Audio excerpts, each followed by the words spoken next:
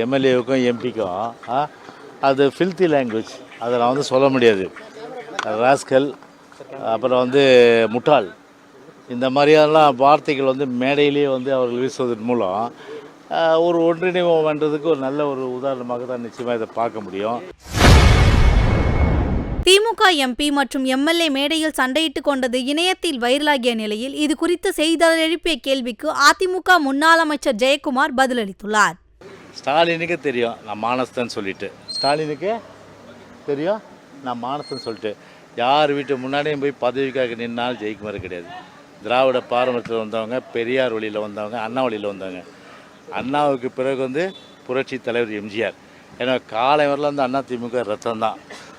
உடல் மண்ணுக்கு உயிர் அனைத்து இந்திய அண்ணா திராவிட முன்னேற்ற கழகத்திற்கு இதுதான் வந்து எங்களுடைய கொள்கையும், அதான் நிலையம். சரி, அதனால் வந்து இந்த யூடியூபர் வந்து எழுதுறவங்க எழுதினிருங்க, மீடியா போடுறவங்க போடணுருங்க, ஐ டோன்ட் கேர். சிஎம் வந்து லெட்டர் இருக்காரு, ஒன்றிணைவோம்ன்ற ஒரு கேம்பெயின்லாம் பண்ணிட்டு இருக்காங்க. ஆனால் தேனியில் வந்து எம்எல்ஏ எம்பிஸ் இந்த மாதிரி பேசியிருக்காங்க. எப்படி அதுதான் விமர்சனத்துக்கு ஆயிருக்குது.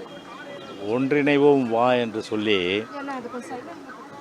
அவர் சொல்லி பல மாவட்டங்களில் கூட்டம் நடக்கும்போது அதில் ஒரு சில மாவட்டங்களில் எந்த அளவுக்கு வந்து அந்த உள்குத்து இருந்தது என்பது பட்டவர்த்தனமாக வந்து தேனி மாவட்டம் தெரிஞ்சுது. ஒரு எம்எல்ஏவுக்கும் எம்பிக்கும் அது ஃபில்த்தி லாங்குவேஜ், அதை நான் வந்து சொல்ல முடியாது. ராஸ்கல், அப்புறம் வந்து முட்டாள், இந்த மாதிரியெல்லாம் வார்த்தைகள் வந்து மேடையிலேயே வந்து அவர்கள் வீசுவதன் மூலம் ஒரு ஒன்றிணைவு பண்ணுறதுக்கு ஒரு நல்ல ஒரு உதாரணமாக தான் நிச்சயமாக இதை பார்க்க முடியும்.